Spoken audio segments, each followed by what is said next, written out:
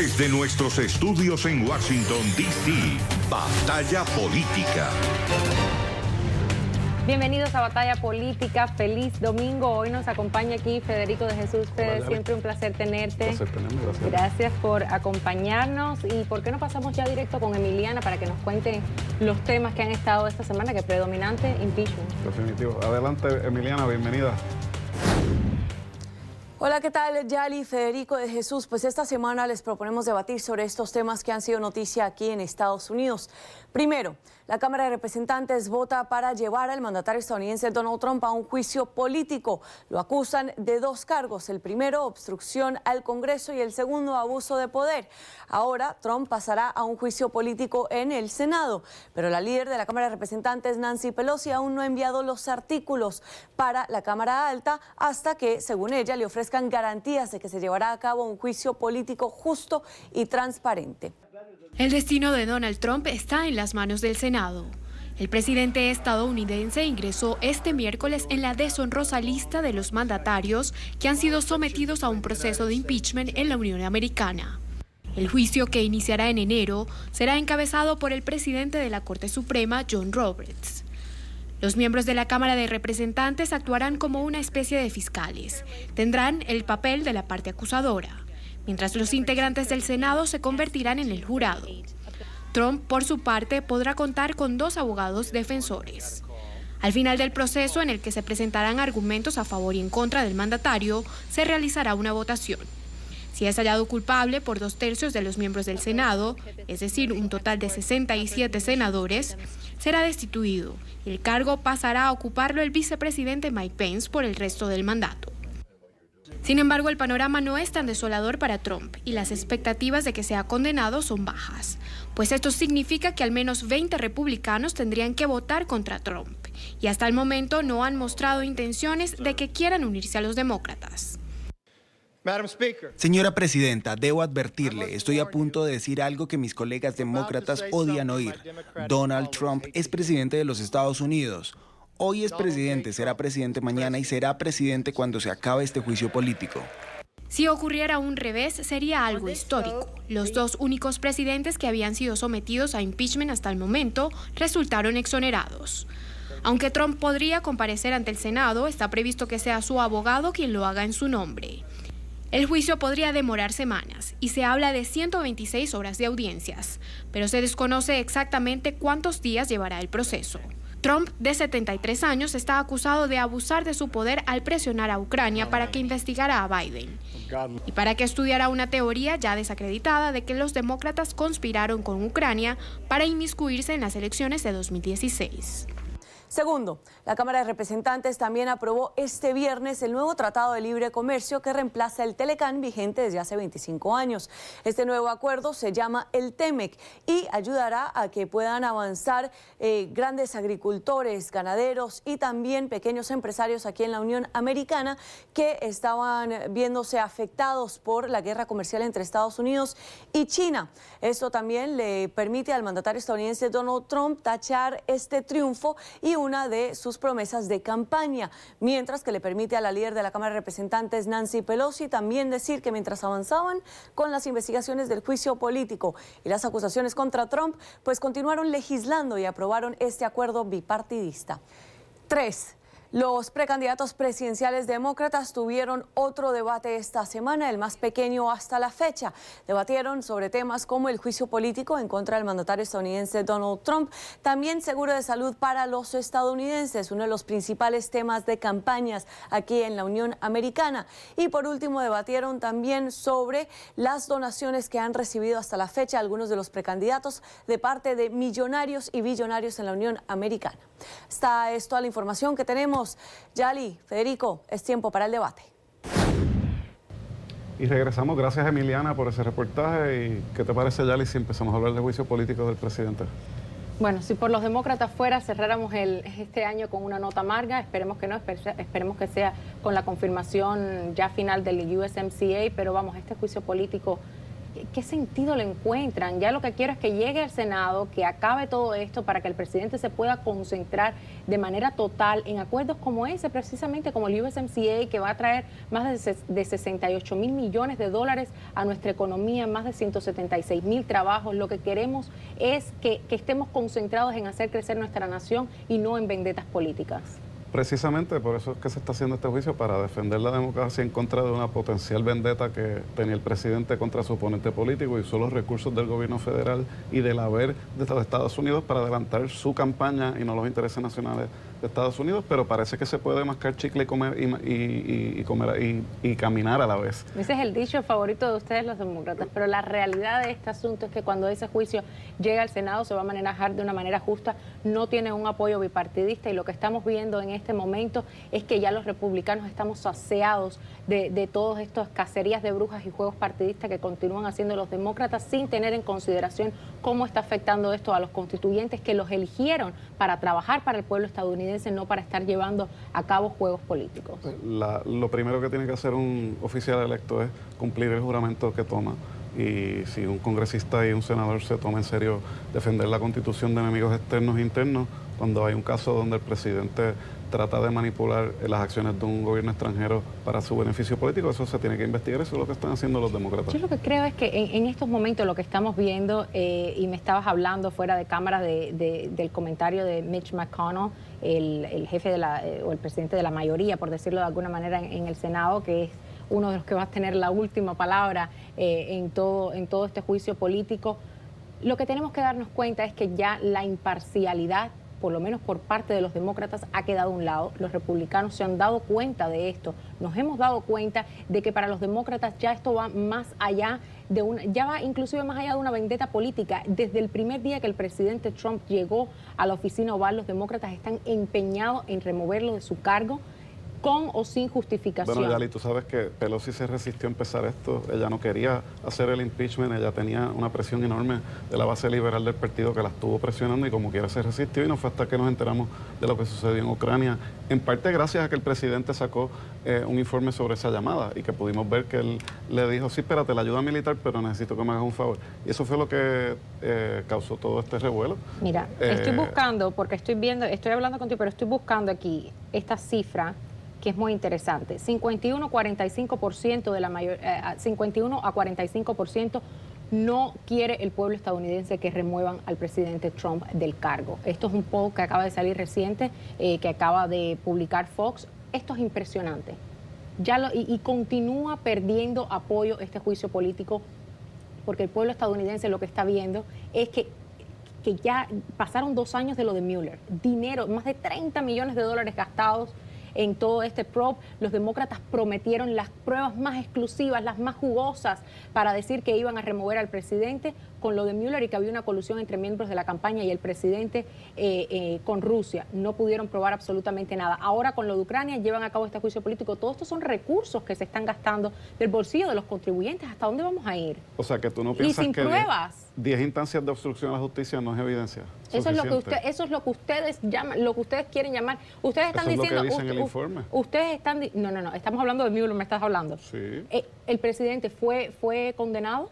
Él mismo dijo que no podía condenarlo. No se encontraron pruebas suficientes para condenar ni al presidente Trump ni a los miembros de la campaña. Si no hubiera habido un memorándum del Departamento de Justicia prohibiendo que se le radiquen cargos al presidade, él lo hubiera hecho, y lo dijo así en una conferencia de prensa, y lo dijo en el Congreso. Y él es republicano, no es ningún deep state democrat. Pero más allá de republicano, Mueller actuó como un fiscal independiente. Ahora, lo que estamos viendo en este caso, y lo que tenemos que tener claros, es que no hay un crimen por el cual puedan juzgar al presidente. Quieren decir que es abuso de poder. Ahora, yo la pregunta que te formulo a ti, ¿no es abuso de poder lo que hizo Biden durante su administración con Obama, queriendo remover al fiscal especial, fiscal que estaba investigando a Burisma en la compañía que trabajaba su hijo cuando estaba ganando $80,000 mensuales sin tener la experiencia para el cargo? Eso es una distracción del crimen que sí cometió el presidente, no solamente abusando de su poder, sino obstruyendo el Congreso, cuando su abogado y él mismo le escribió en carta al Congreso diciendo que el proceso es ilegítimo y que no van a participar, no van a presentar pruebas. Se le ofreció la oportunidad de traer al abogado del presidente, él no quiso, así que el no participar, el no presentar testigos de la administración que pudieran arrojar luz sobre esto, pues te dice mucho, porque si tú no tienes nada que esconder, ¿por qué estás poniéndole tropiezos al proceso todo el tiempo? Yo creo que el presidente pudo, si la tenía, presentar evidencias culpatorias y dejar que su jefe de gabinete y otros testificaran de lo que vieron o escucharon en la llamada. Es que llevaron a todos los testigos que supuestamente no apoyan al presidente o no tienen nada que ver. Algunos que trabajan en la Casa Blanca, que escucharon la llamada, que dicen que sí, que fue bien inapropiado lo que sucedió. Llevaron académicos que ni siquiera tenían nada que ver con el proceso, simplemente a dar una opinión, a que el pueblo estadounidense, a confundir al pueblo estadounidense, a personas que no escucharon la llamada, que no son cercanas al presidente ni estaban durante la llamada. ¿Para qué? ¿Para qué todo esto? Porque las personas que sí estaban no los permitieron testificar. ¿Cómo que no les permitieron testificar? Sondland testificó. Sondland testificó a pesar de que el presidente les prohibió a todos sus subalternos que lo muchísimos otros testigos, y ninguno pudo decir que de la boca de Donald J. Trump habían las palabras o existieron las palabras "yo quiero un quid pro quo". Es que los quid pro quo no funcionan así. Cuando un criminal te dice, mira, te voy a robar, eso cae bajo el artículo de yo no sé cuánto del US Criminal Code, y cuando me presentes tu cartera, entonces cuando yo te dé la pistola para que veas que sí, que te voy a disparar si no me das tu dinero, entonces aquí tenemos el quid pro quo. Mira, la realidad es que cuando tú tienes una llamada de un presidente de los Estados Unidos en medio de una guerra y dependes, estás de rodillas casi de esa ayuda militar, y el presidente, cuando le mencionas, mira, me vas a mandar esos equipos, y él le dice, sí, pero necesito que me hagas un favor, necesito que me investigues al hijo de mi oponente político. Eso es totalmente en contra de los principios que este país expresa ante el mundo de la democracia y del imperio de la ley. Y eso es lo que se trata este proceso, pero estoy de acuerdo contigo que sí, que la opinión pública ha sido mixta. Han habido encuestas que más de 50% están a favor, la que tú mencionas parece que hubo un cambio de opinión, pero esto no se trata de la popularidad de los cargos, sino de defender la Constitución. De la boca de Sondland salieron las palabras, nadie en este planeta, así dijo, nadie en este planeta, que nadie en este planeta le había dicho que la ayuda de Ucrania estaba de alguna manera atada a lo que fuera la investigación a Biden o a Burisma o a nada de esto. Lo que dijo es que estaba atada al anuncio de una investigación. Mira, la realidad de todo esto es que no tienen un crimen el cual perseguir. Quieren ponerlo como abuso de poder, pero yo no sé cómo van a probar el abuso de poder en este caso, porque la ayuda se dio. No había nada condicionado a esa ayuda. Claro que sí, se aguantó la ayuda, y cuando el presidente se enteró que había un whistleblower, entonces la soltaron, pero la reunión en la Casa Blanca tampoco se la han dado, y esa era una de las condiciones que sí, tanto él como Rudolph Giuliani y su equipo, como dijo Sondland, todos entendíamos y todos sabíamos lo que estaba pasando. ¿Sabes qué pasa? Yo siento que cada vez que los demócratas se les da una oportunidad de mostrar cuáles son sus estándares, los ponen a su gusto. Pero cuando se trata de juzgar a otra persona, a alguien que no comparte su manera de pensar, o a alguien que no comparte las políticas a través de las cuales quieren crear cambios en el país, ponen los estándares más altos que nadie. Entonces me parece un poco injusto la manera como han tratado a este presidente. Cuando tú le preguntas a cada uno de los demócratas en el Congreso sobre la investigación, y separemos una cosa de la otra, cuando le preguntan sobre la investigación al hijo de Biden, o cuando le preguntan una investigación sobre una investigación con respecto a Biden. No hay investigación al hijo de Biden. Lo que estaba pidiendo Trump se probó muy claro. Él quería que hubiera una investigación. Pongamos al presidente a un lado por un segundo. Cuando nos centramos en lo que pasó con Burisma. Burisma es una compañía china que trabaja, en la cual estaban operando en Ucrania el hijo de Biden, tenían negocios, el hijo de Biden estaba ganando $80,000 mensuales. $80,000 mensuales sin tener la experiencia para el tipo de negocio que se estaba llevando a cabo. Había un fiscal investigando por corrupción a esta compañía de Burisma. ¿Qué pasa? Que el vicepresidente dice abiertamente, te vamos a despedir. El fiscal le dice, tú no tienes el poder, y tú no eres el presidente Obama. ¿Qué le dice Biden? Pregúntale a Obama. ¿Fue o no fue así? Sí, y cada vez que le preguntan a los demócratas en el Congreso sobre esto, evaden la pregunta. Pues no hay razón para evadirla. Joe Biden hizo lo correcto en esa instancia. Todos los expertos de Ucrania están de acuerdo que ese fiscal en particular estaba precisamente obstruyendo investigaciones legítimas de corrupción. Y cuando él sale, entonces es que empieza la relación de Estados Unidos con Ucrania a en realidad solidificarse. Y sí, los demócratas deberían de ser honestos y decir, sí, había una apariencia de conflicto de interés y estaba mal lo que hizo el hijo de Joe Biden, pero en ningún momento se interfirió con las acciones oficiales de Biden y nadie lo ha probado. Y las veces que se han circulado rumores falsos ha sido por gente como el ex fiscal que tú mencionas, que se reunió con Rudolph Giuliani en medio de este proceso, y están diciendo que eso son falsedades. Las mismas agencias de inteligencia de Estados Unidos están diciendo que lo que alegan ustedes los republicanos de que Ucrania supuestamente intervino en las elecciones del 2016 no es cierto, fue Rusia. Nadie está diciendo que Ucrania intervino en las elecciones del 2016. ¿Cuántas veces tú no has visto la televisión y los republicanos eso es lo que dicen? Mira, sabemos perfectamente lo que pasó en las elecciones del 2016. Lo que los demócratas están tratando de hacer es minimizar e ignorar el voto de 63 millones de personas que votaron por este presidente, el Electoral College, que es la manera en que se eligen a los presidentes en este país. A través de eso fue a través de lo que ganó el presidente Donald J. Trump. Eso es lo que están tratando de negar, eso es lo que están tratando de ignorar desde el primer día, y me parece una falta de respeto al pueblo estadounidense que lo estén haciendo, porque la mitad del país, o más de la mitad del país, cuenta, importa. Sí, y es importante, no el voto del estadounidense no se puede ignorar. No puede haber democracia si no hay respeto a la ley. El presidente no está por encima de la ley y eso es lo que el Nadie Congreso está por haciendo. encima de la ley, pero el presidente no ha violado la ley, no hay un crimen que le puedan imputar. Abusó su poder y obstruyó el Congreso, y eso es claro. Yo creo que eso es claro para todos lo que los demócratas, la agenda que los demócratas han querido llevar a cabo y han querido perpetrar en el Congreso desde el día número 1. Pero es que no me has contestado, Yali. Pelosi se resistió a hacer esto. No fue hasta que salió lo de Ucrania que ella dijo, ya no nos queda otro remedio, porque si le permitimos que siga invitando intervención extranjera en las elecciones, entonces lo va a seguir haciendo. Fue por eso que lo hizo. Ella no quería hacer esto. Los demócratas no querían hacer el juicio político. Sabían que no les convenía políticamente y que el país no entendía lo que estaba sucediendo, que en parte es culpa de ellos por no explicarlo bien. Y en parte las encuestas que tú mencionas es reflejo que el Partido Demócrata no ha hecho su trabajo en comunicar esto de una manera en que el pueblo estadounidense lo pueda digerir lo suficiente y ponerlo en contexto, porque lo de Mueller, lo de Ucrania, todas estas otras ilegalidades que ha cometido Trump es en parte la razón por la cual los demócratas están tomando un paso tan extraordinario que no querían hacer para prevenir, ¿verdad?, de acuerdo a su perspectiva, que el presidente siga haciendo o otros presidentes puedan cometer acciones parecidas en el futuro. Y se trata de algo bien serio, Yali. Obviamente tú y yo no estamos de acuerdo en esto, pero no podemos negar el aspecto histórico, que sería el tercer presidente en la historia de ser residenciado o juiciado políticamente. Y eso es bien solemne, hay que evaluarlo con su justa perspectiva. Definitivamente, creo que es un punto que podríamos abordar en el próximo segmento. ¿Qué te parece si pasamos a una pequeña pausa y regresamos más con todo este juicio político y el impeachment? Ya volvemos. Se nos vaya. Ya estamos de vuelta con más Batalla Política. Gracias por seguir en sintonía. Y hoy tenemos a un invitado muy especial. Nos acompaña Carlos Ponce, director de la Fundación Memorial de Víctimas del Comunismo. Carlos, bienvenido. A la orden siempre.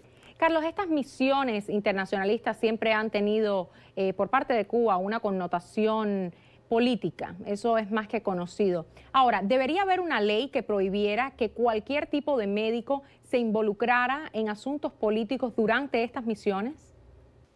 Bueno, en este caso, los médicos, hay que reconocerlo, van voluntariamente a veces a estas misiones porque lo que le pagan a estas misiones es un poquito más de lo que ellos reciben en Cuba, pero no todos son médicos. Nosotros tenemos que dividir estas misiones de que algunos de ellos son médicos, pero también tienes el que maneja el carro, el que lleva los expedientes, el que lleva los equipos, que son normalmente espías, que son normalmente activados en estos países para hacer estrategias políticas. Esto es un gran programa que financia, es la mayor fuente de ingreso del gobierno de Cuba, pero al mismo tiempo permite al gobierno de Cuba adentrarse dentro de los países, espiar, ayudar, insertarse dentro de las comunidades. Es un programa netamente político y económico, no nada más político, es político-económico. Sí debería ser algo regulado, no se debería permitir que se utilice, que se explote a estos médicos y estos técnicos que viajan a estos países con fines nada más económicos y políticos del régimen cubano. ¿Cómo cree usted que se están violando los derechos humanos de estos médicos durante estas misiones? Mira, hablamos de que son 17, 18 mil médicos, más los técnicos, hablamos de 30, algunos dicen que son 40,000, más sus familias, porque las familias se quedan en Cuba, las familias no pueden viajar con ellos, porque es una forma del régimen cubano de controlar estos médicos. Normalmente en algunos países les retienen el pasaporte, los hacen vivir en unas condiciones infrahumanas, los hacen trabajar 24/24 a veces, los obligan a trabajar, además prestar ciertos servicios en zonas muy peligrosas, pero además de eso le pagan una miseria mientras el gobierno cubano cobra a los gobiernos donde ellos ejercen, o a la comunidad internacional, en algunos casos que el gobierno no tenga cómo aportarlo. Por ejemplo, en Bolivia, $2.600 cobraban por el médico, cuando le daban al médico cubano 200, $500, y parte de lo que le dan al médico cubano se lo retienen en una cuenta para que no lo pueda tocar, sino hasta que regrese después de la misión, a veces después de 8 años. Tienes un sistema de explotación directa a estos médicos en cuanto a las condiciones de trabajo, en cuanto a lo que le estás pagando para explotarlo y en cuanto a la retención de las familias y las amenazas directas que reciben. Hablamos de cómo se les violan directamente sus derechos laborales, pero también estos médicos están obligados a trabajar en estos países, y si se tratan de escapar de las misiones, los buscan, los retienen y los vuelven a regresar a Cuba para que regresen dentro del mismo sistema de explotación. ¿Qué pueden hacer los organismos internacionales al respecto? Por ejemplo, la OEA. ¿Qué pudiera hacer la OEA al respecto? Bueno, en la OEA, en la reunión que se ha dado en la OEA, expone. Una de las funciones principales es por fin exponer esto. Van varias décadas de abuso del gobierno cubano, de explotación, de esclavismo, de tráfico humano, abiertamente, y ahora el gobierno dice que son misiones humanitarias. No son misiones humanitarias, realmente sí, en algunos países prestan algunos servicios de asistencia, pero lo que cobra el régimen, como trata a estos médicos, lo que hay que hacer es exponerlo. El régimen cubano no ha podido negar que recibe a veces $2.600, $2.800 por médico y le da solamente $400, $500, $200 al médico. O en algunos países del mundo árabe les dan $9.000, $10.000 mensuales por cada médico, y después el gobierno cubano lo que le da es $500, $800 al médico. El gobierno no lo puede evitar. Y no lo ha negado ni siquiera. El gobierno cubano lo que dice que son misiones humanitarias. Lo que hay es que exponerlos. La OEA ha empezado este trabajo de exponerlo abiertamente, el secretario general de la OEA, exponer las misiones cubanas por lo que son, pero se necesita también que la Organización Internacional del Trabajo, la Organización de Naciones Unidas, la Comisión Interamericana de Derechos Humanos empiecen también a exponerlo, empiecen a tomar casos de estos médicos, que se empiece realmente a contribuir para que no se les siga explotando. También hay que buscar cómo ayudar a los médicos que están en los diferentes países, los que están en Venezuela y han huido hacia Colombia, los que han venido para Estados Unidos, los que están saliendo de Bolivia, para que no se les siga explotando. Y en eso la comunidad internacional tiene un rol fundamental que jugar. ¿Y qué papel puede jugar Estados Unidos en esto? Bueno, Estados Unidos ha iniciado un rol mucho más agresivo, diplomático, de exponer el régimen, ha utilizado todos los mecanismos de exposición que ha podido, ha empezado a dialogar con algunos países, otros países por motus propio. Por ejemplo, en Brasil decidieron ofrecerle al gobierno de Cuba y ofrecerle a los médicos el pago justo a los médicos. ¿Y qué fue lo que decidió el régimen cubano? Llevarse a los médicos de Brasil, y algunos se decidieron quedar, pero decidieron suspender. El programa de Brasil es el gobierno cubano que decide llevarse los médicos de Brasil, cuando el gobierno de Brasil les exige que le den el pago adecuado, que les mejoren las condiciones, que dejen de esclavizar a estos médicos. El gobierno se los lleva. Estados Unidos ha sido clave también en cambiar la política hacia la negación de la existencia de estos médicos o de este programa, y ha sido abierto en cuanto a exponerlo internacionalmente, pero se necesita hacer mucho más trabajo. Se necesita documentar dónde están, se necesita además en otros países donde el gobierno cubano está llevándose a los médicos que salieron de Brasil a muchos países, a tratar de sacarlos de Qatar, de algunos países donde el gobierno cubano está tratando de reinsertar muchos de estos para continuar esta campaña de explotación, de tráfico humano y además de mantenimiento de la corrupción del régimen cubano.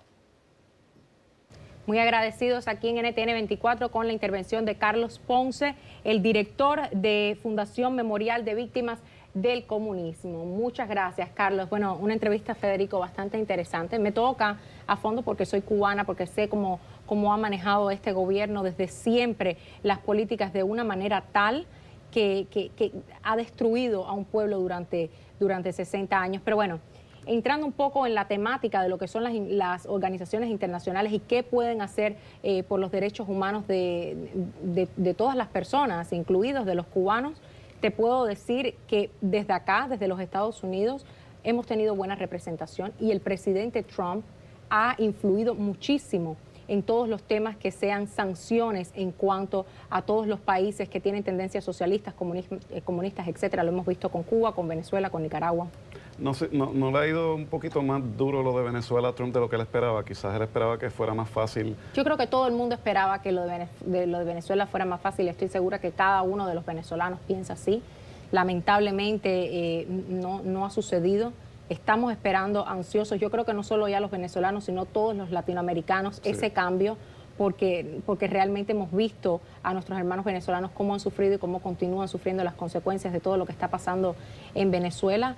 Pero esperemos que continúe los Estados Unidos empujando. Yo creo que sí, que esta administración va a continuar empujando porque se sigan respetando los derechos humanos y porque esto tome lugar como algo central en la política. A mí lo que me preocupa, yo estoy a favor de las sanciones a los violadores de derechos humanos del gobierno de Maduro. Creo que deberían de hacer más sobre eso. Me preocupa que si se estrangula la economía de Venezuela, quienes acaben sufriendo son los venezolanos. El mercado negro Pero es que más estrangulada va a estar de lo que lo tiene Maduro. O sea, las sanciones que se están tomando han sido inclusive sanciones de manera individual con los funcionarios del gobierno también. Sí, pero hay sanciones a PDVSA. No, pero por supuesto, porque es que PDVSA, Maduro le tiene puesto el pie encima a PDVSA. Bueno, entonces, desde Chávez politizaron la compañía, ¿de acuerdo? Pero obviamente es una fuente de ingresos importante para el gobierno y de empleo. Así que, y obviamente en un régimen futuro, Dios lo quiera, de Guaidó, quien sea que los venezolanos elijan, que se puedan usar esos fondos también para poder reconstruir a su país después del desastre de Maduro. Así que hay que ver cómo funciona. Pudiéramos continuar hablando al respecto, pero creo que nos va a tocar USMCA en el próximo segmento, así que mandemos a una pequeña pausa y regresamos con más de Batalla Política.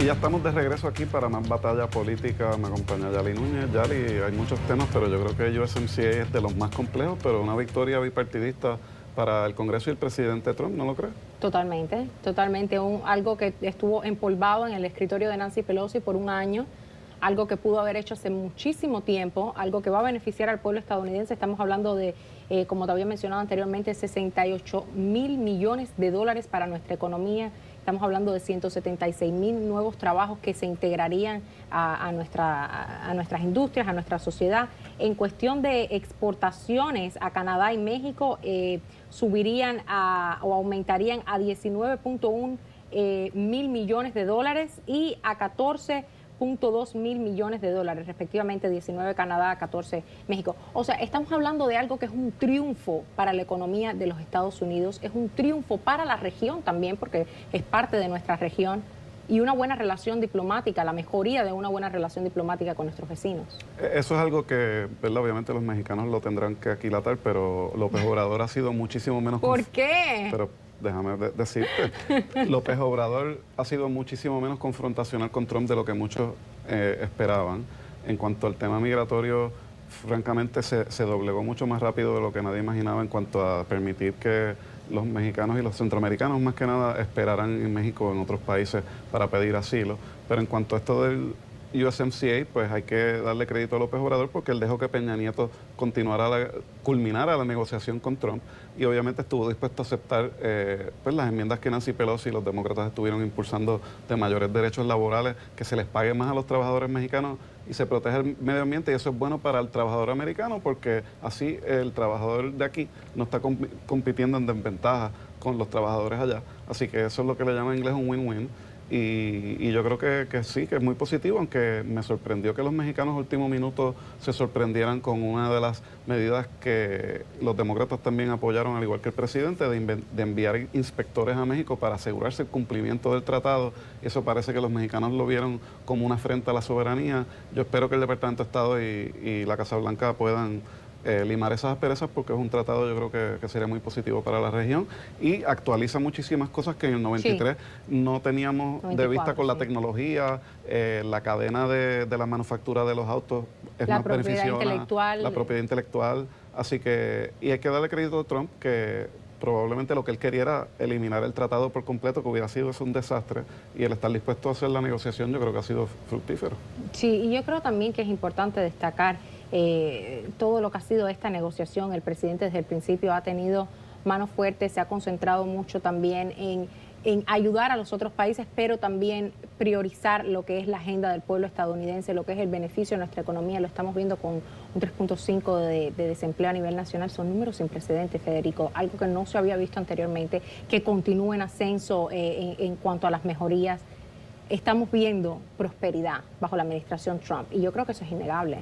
Sí, la economía, yo creo que una observación objetiva de esto es que cuando la crisis del 2008, por las acciones de la Reserva Federal de Ben Bernanke, el estímulo de Bush, el estímulo de Obama y el rescate de las compañías de autos fue lo que previno que Estados Unidos entrara en una segunda gran depresión. El presidente Trump ha presidido sobre un crecimiento extraordinario, la bolsa ha subido, pero el recorte de impuestos de 1.5 trillones y la guerra comercial con China amenazaban a quizás desacelerar la economía un poco. Ya los pronósticos se han calmado un poco en cuanto a eso, pero el presidente se ha tenido que gastar 12.000 millones de dólares anuales. Este año creo que fueron 16 en hacer prácticamente un rescate a los agricultores que están sufriendo por la guerra comercial.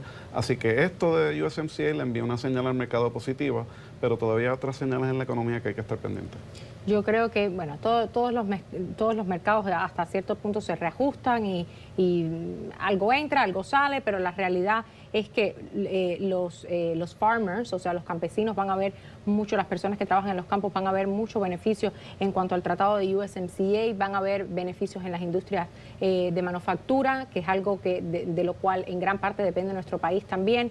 Entonces yo creo que ha sido mayormente, y creo que hasta los demócratas han tenido que dar el brazo a torcer y decir y darle crédito al presidente y decir que ha sido algo positivo para nuestra nación. Es algo que se necesitaba modernizar desde la época del 94, como tú dices. Muchísimos de los aspectos ahora reflejan la realidad que se está viviendo durante el siglo XXI, y las modernizaciones que se hicieron fueron efectivas porque están mostrando predicciones en cuanto a lo que van a ser las exportaciones de una manera, sumamente positiva.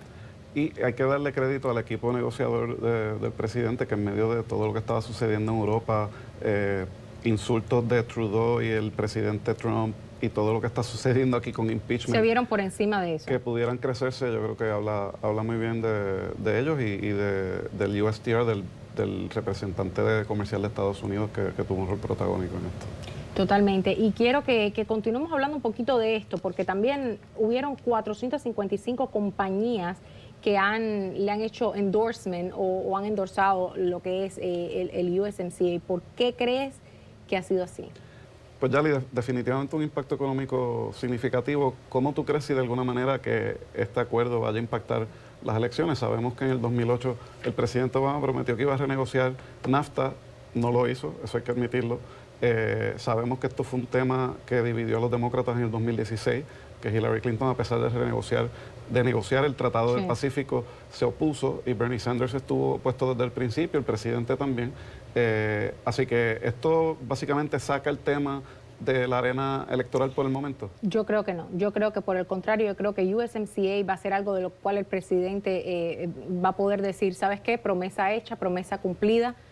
Inclusive como te decía, con 455 compañías apoyando este tratado, un tratado que va a traer muchísimo dinero a nuestra economía, y creo que va a ser algo de lo cual él va a estar muy orgulloso, y durante el tiempo de campaña va a poderlo mencionar una y otra vez, porque ha sido algo que le ha aportado muchísimo al país y ha tenido un apoyo bipartidista, eso hay que decirlo. Sí, creo que me estabas mencionando ahorita de 400 compañías que apoyan el acuerdo. 455, sí. Para las elecciones del año que viene van a haber muchos temas. Obviamente los demócratas van a tener que ver cómo hablan del tema de la economía. Y esta semana hubo un debate demócrata. Yo, por mi parte, continúo viendo las mismas tendencias por parte de los candidatos. Sabemos que Biden está arriba en las encuestas, lo sigue Bernie Sanders, está en caída libre ya ahorita Elizabeth Warren. Vamos a ver qué pasa, pero la realidad es que, por ejemplo, Pete Buttigieg, mal con los afroamericanos, mal con los hispanos, creo que iba a estar por negada. Salieron unas fotos recientes de un banquete privado que tuvo en una recolección de fondos para su campaña. No veo mucha prosperidad por el lado demócrata. Pues mira, en las encuestas de esta semana hubo una de Suffolk que creo que pone al vicepresidente con 26%. Creo que Warren y Bernie están empatados para 13%. Y Buttigieg, que había estado subiendo, bajó a 5. Sí. Julián Castro está en 4, pero Bloomberg, que no ha participado en ni un solo debate, subió a 7. Julián Castro ya está más fuera que te cuento, pero bueno. Pero recuerda, estas son encuestas nacionales, lo que cuenta es Iowa y Nuevo Hampshire, y todavía cualquier cosa puede pasar en los caucuses. Pero ya está retirado, entonces ya es como Kamala, ¿me entiendes lo que te digo? bye bye. La realidad de todo esto es que estos temas van a ser de influencia cuando llegue el momento de 2020, cuando este año entre de manera agresiva, porque sabemos que los años de campaña presidencial son años con mucha intensidad. Yo creo que, sé completamente bien que la campaña Trump está más que lista para dar marcha, para dar con el palo y bien duro en la mano, porque la realidad es que saben el mensaje que están defendiendo, saben perfectamente que los números nos apoyan y que este tipo de tratados como el USMCA, por ejemplo, está beneficiando al pueblo estadounidense, y de eso es lo que se trata. Hay que darle a Trump, conoce su electorado, conoce cómo comunicarse efectivamente con ellos, y definitivamente el tener el 90% de apoyo entre el electorado republicano ha ayudado mucho al presidente en su relación con el Congreso, ya sea demócrata o republicano, porque los mismos republicanos del Senado que en el pasado han estado en desacuerdo con él, hay que admitirlo, no se atreven a enfrentarse a Trump, y eso lo ayuda. Yo creo que para las elecciones también tenemos que ver que Trump ha recogido muchísimo dinero y los demócratas se tienen que poner las pilas. En parte, Pete Buttigieg estuvo a la defensiva porque por primera vez vimos ataques frontales. Hacía tiempo que no los veíamos desde Kamala y Biden. Ahora entre la senadora Elizabeth Warren y Pete Buttigieg se pusieron a pelear, y yo creo que él cayó en una trampa cuando se puso a atacarla a ella y dijo, pues yo también tengo que ser transparente, y empezó a decir las personas con quien él había trabajado, aseguradoras, bancos. Salieron a la luz de cuando trabajaba con esa firma privada, McKinsey, con mucho misterio alrededor de esa firma. Empezaron a salir los clientes con los cuales había tratado, y muchas personas no sentó bien con gran parte del público. Tampoco ha recibido un apoyo profundo, como te decía, por parte de la comunidad afroamericana, a pesar de estar en un lugar donde mayormente ese era el apoyo que debería de tener, y por parte de la comunidad hispana, nada. El que mejor está con los latinos es Bernie Sanders entre los demócratas, interesantemente. Pero ¿sabes por qué? Porque el problema con Bernie Sanders es que levanta pasiones entre los jóvenes, porque los jóvenes mayormente tienen ideas progresistas, ideas que a veces, y no quiero generalizar, pero muchos no comprenden hasta que las experimentan en carne propia, y es por eso que Bernie está recibiendo ese apoyo de lugares como California. Vimos aquel town hall que hizo con Univision, que había bastante gente apoyándolo en el town hall de California. Pero también otra cosa es, vamos a ver cuando llegue el momento de votar, cuántos votan. ¿Qué latinos estamos hablando también? Porque definitivamente sabemos que los cubanos y los venezolanos no están con Bernie Sanders. Apoyan a Trump. En Florida, si Bernie Sanders es el candidato, el Partido Demócrata va a tener serios Bernie problemas. Sanders tiene que tener mucho cuidado cuando va a la Florida, porque realmente la comunidad cubana, la comunidad venezolana ha experimentado en carne propia y ha sufrido lo que él está proponiendo para este país, y saben perfectamente que no funciona, y saben perfectamente que si eso llegara a suceder en los Estados Unidos sería lo peor que pudiera suceder en el mundo, porque nosotros somos el primer país del mundo, el que siempre ha defendido el ir por un camino diferente a que es las políticas que Bernie Sanders propone, y el ir por ese camino es que no va a suceder. No, yo no creo que gane la nominación, pero el Partido Demócrata tiene que saber explicarle a la gente que cuando alguien como Bernie Sanders, primero que no es la mayoría del partido, y cuando hablan del socialismo democrático no se están refiriendo a Cuba, se están refiriendo a políticas más liberales estilo europeo, y cuando él ataca a Elizabeth Warren diciéndole que es capitalista, yo creo que él no se está dando cuenta que la está ayudando, porque ¿cuál es lo que están tratando de hacer los republicanos? Pintar a los demócratas todos como socialistas, y si hay demócratas atacándose como de capitalistas, pues la gente dice, mira, pues quizás ya no es tan radical. Aquí cualquier cosa puede pasar, Yali, yo no sé a quiénes ustedes creen que les conviene más. Obviamente el hecho de que Biden haya salido tanto en las llamadas de Ucrania, pues te da una pista, pero el presidente le tiene un apodo bien efectivo a todos sus contrincantes, y eso de Sleepy Joe como que no pega. ¿Cómo que no pega? ¿Cómo que? Mira, Little yo no soy, Marco, la Inte, todos esos estribillos fueron mucho más efectivos. Yo te voy a decir algo. Yo no soy una persona que estoy de acuerdo con ponerle apodos ni nombretes a nadie. No es mi personalidad, y no es lo que yo haría en el lugar de ninguna campaña política. Ahora, más allá de esto, lo que sí te puedo decir es que Joe Biden en todos y cada uno de los debates no ha demostrado ser un candidato digno de ocupar la nominación, porque no se escucha con fluidez, tropieza una y otra vez con los argumentos que tiene que dar, simplemente no presta confianza el otorgarle la silla de la presidencia a una persona que no me puede responder con claridad la pregunta que se le está haciendo. Y sin embargo sigue adelante las encuestas. Porque es que, y eso te da muestra de lo mal que está el Partido Demócrata, porque si alguien como Joe Biden está a la cabeza en las encuestas, ¿qué te puede decir del resto? Yo creo que eso simplemente es un reflejo de que los demócratas, el electorado promedio en el Partido Demócrata quiere ganar. Y hay una percepción que ha continuado de que hasta Hillary Clinton dijo que estaba siendo muy presionada para lanzarse. La vimos que hizo esa entrevista con Howard Stern también. Sí, pero yo creo que la gente tiene la impresión de que Biden es el que más oportunidades tiene de ganarle a Trump. Creo que no se ha sabido defender bien en los debates, estoy de acuerdo contigo, pero sigue gozando de una simpatía y una autenticidad irónicamente parecida a la que proyectaba Trump en la campaña del 2016, de que decía lo que le daba la gana.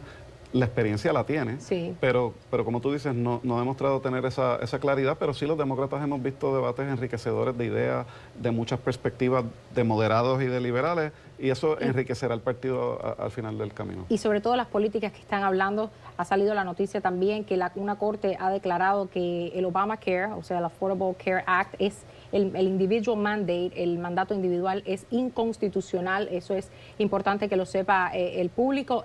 Esas son las cosas que son indefendibles, que los demócratas continúan proponiendo en cada uno de los debates y que no les van a dar resultados. Pero el individual mandate no lo quitó el Congreso bajo Trump. No entiendo por qué las cortes se están metiendo. No, yo vi la alerta también. Inconstitucional. Pero te voy a decir una cosa. La Corte Suprema ya había dicho que es constitucional. Esas son las cosas que no le dan resultado a los demócratas y continúan una vez más tropezando una y otra vez con las mismas propuestas. En ese tema tú sabes que las encuestas favorecen a los demócratas porque la proyección es que los republicanos están tratando de quitarle el seguro médico a la gente. Lo que estamos tratando es de no dejar a más de 200 millones de americanos o de norteamericanos sin un seguro médico privado o de su elección. Vamos a una pausa y regresamos con nuestro último segmento de Batalla Política. No se vayan. De regreso aquí a Batalla Política, estamos por cerrar y siempre tenemos un punto de acuerdo, pero no tiene que haber uno nada más, ¿verdad, Yali? Claro que no, yo creo que en el que más de acuerdo vamos a estar es que ya se acaba el año, hay que tratar de acabarlo de la manera más positiva posible a pesar de toda esta tormenta política que se está dando aquí en D.C. ¿Tienes planes especiales ahora para Navidad? Pues sí, me voy con mi querida madre en un viaje de Navidades bien chévere por el trópico, así que estoy emocionado por eso. Sé que tú también vas a Florida y quizás nos crucemos por allá. Ya estuvimos de acuerdo con lo de USMCA, pero definitivamente acabar el año en familia y en unidad y en las cosas que definitivamente pues nos hacen disfrutar de nosotros como seres humanos, yo creo que es lo que debemos de enfocarnos y llegar con nuevas energías para seguir aquí batallando el año que viene. Batallando en nuestra batalla política y creo que más que nada el próximo año yo creo que también hablando un poco de lo que es ya este ambiente político, recibirlo con un poco de más tolerancia, creo que darnos cuenta de que hay que hacer abogacía por cosas que ayuden al pueblo estadounidense, por políticas que realmente den resultado, por dejar un poco al lado ya, aunque va a ser un año difícil porque es un año de elecciones, todos van a estar con las uñas afuera, pero yo creo que el continuar haciendo abogacía por políticas que ayuden a los estadounidenses, que levanten nuestra economía, que puedan seguir haciéndonos ver ante el mundo como una nación fuerte, como una nación que da la bienvenida a las personas que quieran cumplir con las leyes y que quieran crear un mejor futuro para su familia y para los que vivimos acá en los Estados Unidos. Y estuve de acuerdo 100% con lo que dijiste ahorita de que no estás de acuerdo con la política de ponerle apodos, ni sobrenombres, ni insultos. Yo creo que ojalá los políticos de los dos partidos aprendan esa lección, porque quizás te ganará una encuesta o una elección o un voto, pero a la larga perdemos todos cuando el discurso se desvanece de esa manera y ojalá sí, no hay que desvirtuarnos en lo que son estas cosas. Yo sé que algunos políticos tienen su manera de ver las cosas, tienen su manera de hacer las cosas, pero esperemos que este año traiga un poco más tolerancia, Federico. Un placer haber cerrado el año contigo haciendo este show. Muchas cosas buenas para el año que viene. Igualmente, un placer siempre tenerte aquí. Y ustedes, muchísimas gracias por la sintonía y nos vemos el próximo 2020 con más Batalla Política. Feliz 2020.